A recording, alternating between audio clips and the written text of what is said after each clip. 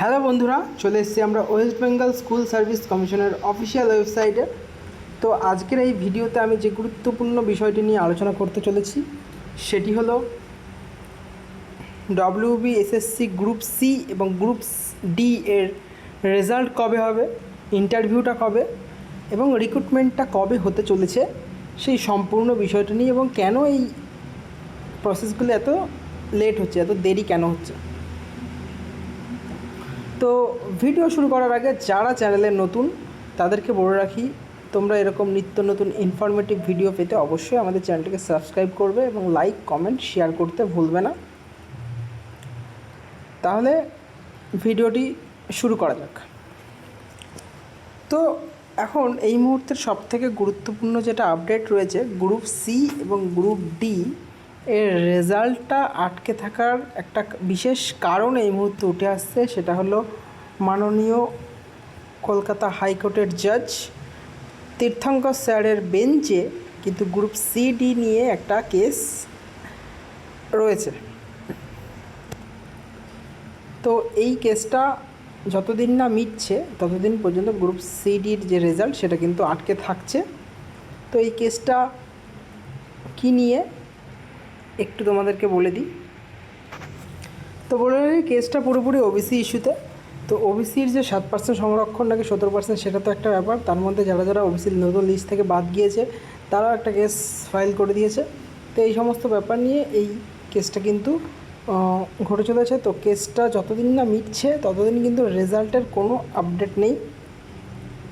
আর যদি বলি সরকার পক্ষের উকিলের অর্থাৎ WBSSC থেকে যে উকিল গেছেন তিনি কোনো দিন আসেন, কোনো দিন আসেন না। এবং কেস যেদিন এর আগে একদিন হিয়ারিং ছিল, সেই হিয়ারিংয়ের দিন কিন্তু তাকে উপস্থিত পাওয়া যায়নি এবং বিরোধী পক্ষের উকিল তার যত সম্ভব বক্তব্য রেখেছিল, অনেকটাই বড় স্পিচ দিয়েছিল দেখলাম আমরা। তো এটা একটা ভালো দিক বলতে পারি, কিন্তু সরকার পক্ষের উকিলকেও তার তো বক্তব্যটা রাখতে হবে, কিন্তু সে তো আসছেই না, প্রেজেন্টই থাকে না বেশিরভাগ দিন। তো এই হচ্ছে ব্যাপার। তো আরেকটা যেটা ব্যাপার তোমাদের বলে রাখি, তোমাদের সকলের কিন্তু ওএমআর শিট চেক কিন্তু কমপ্লিট হয়ে গেছে। রেজাল্ট সরকার যেদিন চাইবে সেদিন অবশ্যই তোমরা পাবে। এবং এর পাশাপাশি যেটা বলছি যে একটা প্রবলেম যে রেজাল্ট দিতে, আরেকটা প্রবলেম যেটা বলছি সেটা একটা তো ওবিসি ইস্যু গেল, আরেকটা যদি বলি সেটা হচ্ছে EWS কেসের একটা ব্যাপার আছে। ঠিক আছে, অনেক ক্যান্ডিডেট রয়েছে যারা ওবিসি তো অবশ্যই, এর পাশাপাশি EWS সার্টিফিকেটও বার করে রেখেছিল, বা এসসি তার পাশাপাশি EWS সার্টিফিকেট বার করা আছে। এরকম ফেক ক্যান্ডিডেটদের লিস্ট থেকে বাদ করা হবে। এবং আরও একটা ব্যাপার যেটা বলে রাখি, যারা পুরাতন চাকরিজীবী ছিল অর্থাৎ গ্রুপ সি গ্রুপ ডিতে চাকরি করতো তাদের ক্ষেত্রে কি হবে সেই বিষয়টি নিয়ে একটা দগ্ধ রয়েছে, যে তাদের যে নাম্বারের বিভাজনটা সেটা নর্মাল ক্যান্ডিডেট, আর তাদের যে নাম্বারের বিভাজনটা কতটা, মানে তাদেরকে এক্সট্রা নাম্বার কী দেওয়া হবে, কতটা দেওয়া হবে, যদি দেওয়া হয় তাহলে কী সমস্যা হতে পারে। নানা সমস্যা তো অবশ্যই হবে। সেই সমস্যাগুলি নিয়েই এখনও বোর্ড ভাবনা চিন্তা করছে এবং সেগুলো চলছে। তো এই মতাবস্থায় আমার যেটা মনে হয়, যারা যারা পরীক্ষায় ভালো নাম্বার দিয়েছো তোমাদের কাট অফ ভিডিও আমি অলরেডি বানিয়ে দিয়েছি। তোমরা যারা ভালো পরীক্ষা দিয়েছো তো তোমাদেরকে বলে রাখি যে তোমরা কিন্তু ইন্টারভিউ প্রিপারেশানে চালিয়ে যাও। আর আরেকটা বিষয়, প্রশ্ন ফাঁস হয়েছে নাকি প্রশ্ন পাস হয়নি এই বিষয়টি নিয়ে বিশেষ আর ভাবার কিছু নেই, তোমার হাতে কিছু নেই। যদি প্রশ্ন ফাঁস হয়েও থাকে তুমি কিছু করতে পারবে না, যদি প্রশ্ন নাও ফাঁস হয়ে থাকে তাহলেই বা তুমি কী করবে।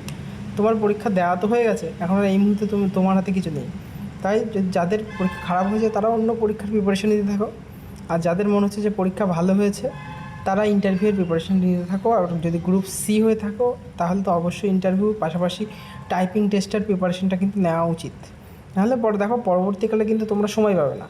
তাই এখন থেকেই জোর কদমে প্রিপারেশনটা চালিয়ে যাও, নয়তো হয়তো হঠাৎ করে সরকার একদিন রেজাল্ট দিল আর 15 দিনের মাথায় কিন্তু তোমাদের টাইপিং টেস্টটা নিয়ে নেবে, গ্রুপ সির কথা বলছি, তখন কিন্তু তোমাদের একটা বাজে পরিস্থিতি সৃষ্টি হবে এবং টাইপিং টেস্টে তোমরা ফেল করে যাবে।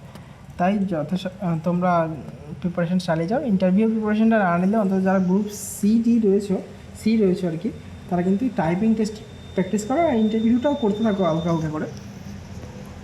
তো সরকার যে কোনো মুহূর্তে কিন্তু যদি কোনো একদিন, এবার এমন না যে কেস চলাকালীন যে রেজাল্ট পাবলিশ করা যাবে না সেরকমও না, সরকার চাইলে সবই করতে পারে, কিন্তু সরকার এই মুহূর্তে কেসটা যাতে মেটার অপেক্ষাতেই সরকার রয়েছে। তো যদি কেসটা মিটে যায় তাহলে অবশ্যই রেজাল্ট কিন্তু পাবলিশ করে দেওয়া হবে। তাই ভিডিওটি দেখার জন্য অসংখ্য ধন্যবাদ। দেখা হচ্ছে পরবর্তী ভিডিওতে।